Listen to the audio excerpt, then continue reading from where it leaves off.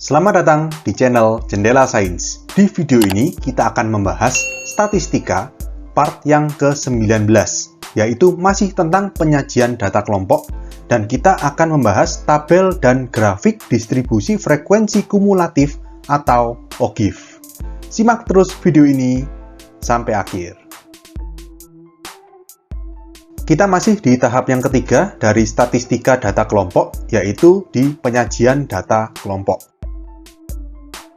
Kalau kalian masih ingat, ini merupakan bagan atau skema dari alur pengelompokan dan penyajian data kelompok.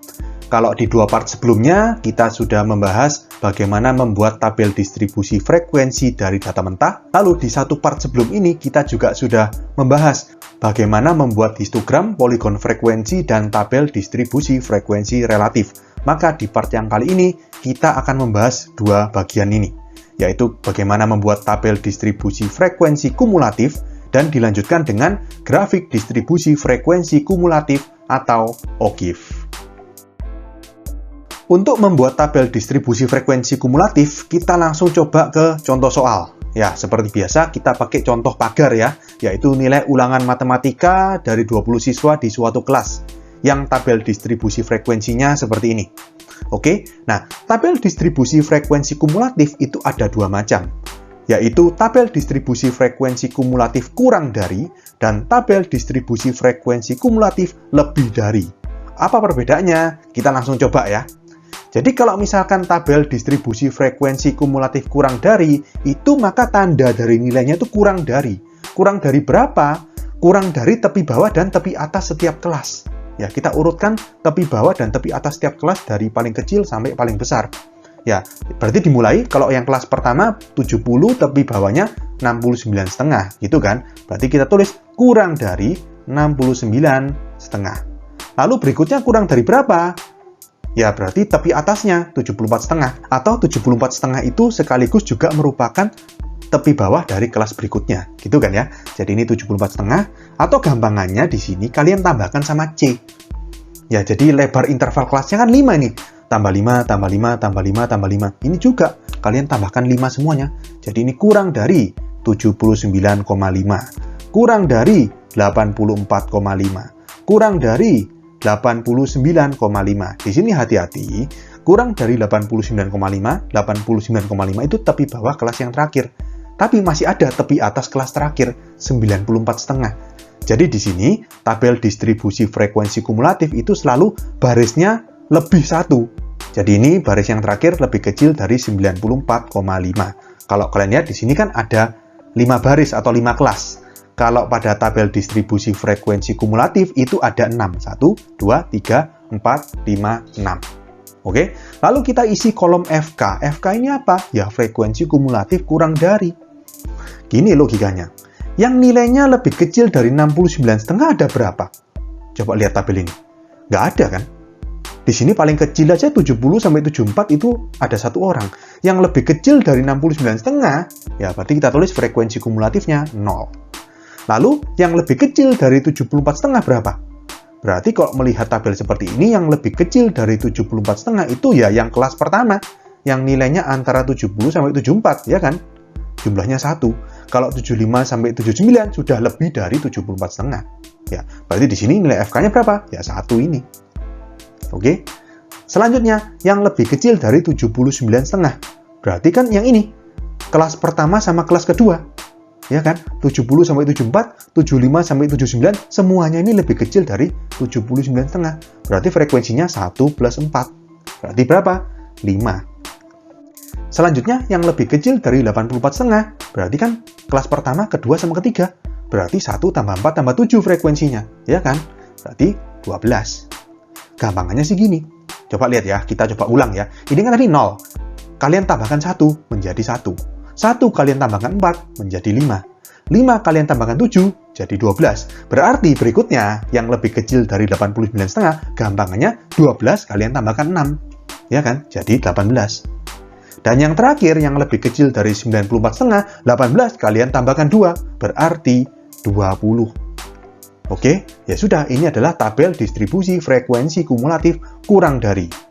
Berikutnya kita ke tabel distribusi frekuensi kumulatif lebih dari. Ya prinsipnya sama.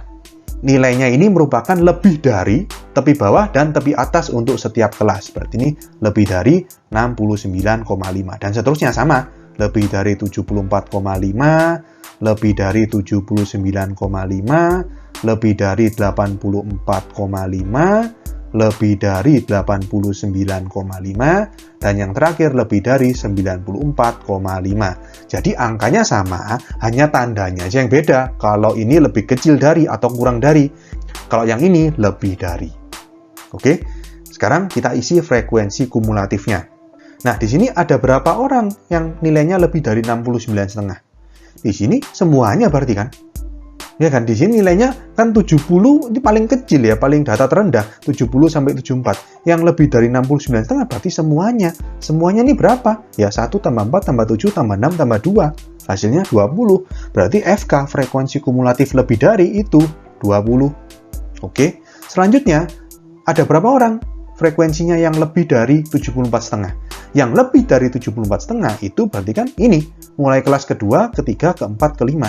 Yang kelas pertama nggak masuk, karena kelas pertama ini kurang dari 74,5. Atau gampangannya, 20 kalian kurangi sama 1, hasilnya 19. Gitu ya. Berikutnya, lebih dari 79,5. Berarti kelas ketiga, keempat, sama kelima. Yang ini aja. 7 tambah 6 tambah 2. Berarti 15, ya kan? Atau gampangannya mirip seperti cara tadi. 20 kalian kurangi 1, hasilnya 19. Lalu 19 kalian kurangi 4, hasilnya 15. Berarti di baris berikutnya yang lebih dari 84,5 itu nilainya 15 dikurangi 7, hasilnya 8. Kita tulis 8 di sini. Lalu lanjut, 8 kita kurangi dengan 6, berarti 2. 2 kita tulis. Dan yang terakhir, 2 dikurangi 2 itu 0. Berarti kita tulis di sini 0. Benar kan ya? Yang lebih dari 94,5 kan nggak ada. Paling tinggi 94 di sini. Yang lebih dari 94,5 itu 0. Oke, dari tabel distribusi frekuensi kumulatif kurang dari dan lebih dari, kita bisa ambil kesimpulan. Kalau misalkan nilai frekuensi kumulatif kurang dari selalu dimulai dari 0 dan berakhir di N. Selalu dimulai dari 0 dan berakhir di N. N-nya 20 dalam hal ini. Dan sebaliknya, nilai frekuensi kumulatif lebih dari selalu dimulai dari N, yaitu dalam hal ini 20, dan berakhir di 0. Ya, jadi cara ngeceknya seperti itu.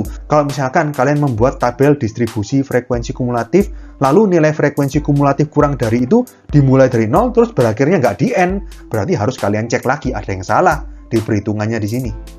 Ngerti ya? Pokok intinya kalau kurang dari itu dimulai dari 0 dan berakhir di N, kalau lebih dari itu dimulai dari N dan berakhir di 0. Setelah membuat tabel distribusi frekuensi kumulatif, maka tahap berikutnya adalah kita buat grafiknya. Grafik distribusi frekuensi kumulatif disebut juga dengan OGIF. Oke, nah karena tabel distribusi frekuensi kumulatif itu ada dua macam, ada yang kurang dari dan lebih dari, maka OGIF-nya juga ada dua. Oke, kita mulai ya. Jadi pada contoh yang pagar, contoh yang di sebelumnya ya, itu tabel distribusi frekuensi kumulatif kurang dari kan tadi kita sudah buat seperti ini. Ya tinggal kita buat grafiknya. Gimana cara buatnya? Ya gini. Sumbu X-nya seperti biasa itu nilai. Nilai ini ya berisi ini tadi, kurang dari 69,5, kurang dari 74,5, kurang dari 79,5, sampai yang terakhir kurang dari 94,5. Sumbu Y-nya frekuensi kumulatifnya, FK-nya yang ini. Lalu ya sudah kita buat titik. Yang kurang dari 69,5, FK-nya 0. Kita buat titik di sini, 0. Nah, lalu yang kurang dari 74,5 itu 1. Berarti kita buat. Nah, di sini titiknya. Lalu kita gambarkan garis. Yang lebih kecil dari 79,5 itu ada 5. Kita tarik garis, berarti dari sini 5 ini ya. Nah, seperti ini. Dan seterusnya, yang lebih kecil dari 84,5 itu 12. Yang lebih kecil dari 89,5 itu 18. Dan yang terakhir, yang lebih kecil dari 94,5 itu 20. Berarti ini adalah grafik distribusi frekuensi kumulatif kurang dari. Atau disebut juga dengan OGIF positif. Kenapa kok OGIF positif? Karena nilainya selalu naik, nggak pernah turun. Kan logikanya gitu. Yang namanya kurang dari itu kan FK-nya selalu tambah lama tambah besar. Dimulai dari 0 dan berakhir di N. Dalam hal ini N-nya 20. Jadi grafiknya selalu naik. Disebut OGIF positif. Nah, kalau ada OGIF positif berarti ada OGIF negatif. yang dihasilkan dari tabel distribusi frekuensi kumulatif lebih dari. Jadi pada contoh pagar, itu kan tabel distribusi frekuensi kumulatif lebih dari kan seperti ini. Sudah kita buat ya, kita buat grafiknya. Nah, sama seperti yang tadi, hanya beda tanda ya. Nilainya kalau tadi kan lebih kecil, ini semuanya lebih besar. Lebih besar dari 69,5, lebih besar dari 74,5, dan seterusnya. Sampai yang terakhir, lebih besar dari 94,5. Sumbu Y-nya frekuensi kumulatif, berarti yang ini, 20, 19, dan seterusnya ini. Oke, kita buat. Sama, kita mulai dari yang lebih dari 69,5, ada 20 frekuensinya. Kita buat titik di sini berarti 20. Oke, lalu selanjutnya yang lebih dari 74,5 ada 19. Jadi kita buat titik di sini, kita hubungkan garis. Lalu yang lebih dari 79,5 ada 15, berarti seperti ini. Yang lebih dari 84,5 ada 8, berarti seperti ini. Lalu yang lebih dari 89,5 ada 2. Dan yang terakhir yang lebih dari 94,5 itu 0 atau tidak ada. Berarti di sini grafiknya turun. Ya, frekuensi kumulatif lebih dari selalu dimulai dari N, dalam hal ini 20, dan berakhir di 0, sehingga grafiknya pasti turun. Karena turun, maka grafiknya ini disebut juga dengan ogive negatif. Oke, paham ya? Oke, sekian untuk video kali ini. Untuk melihat playlist lengkap dari bab ini, bisa kalian klik thumbnail yang ada di sebelah kanan atas ini. Jika ada pertanyaan, saran, maupun kritik, bisa kalian tulis di kolom komentar. Semoga bermanfaat dan sampai jumpa di video selanjutnya.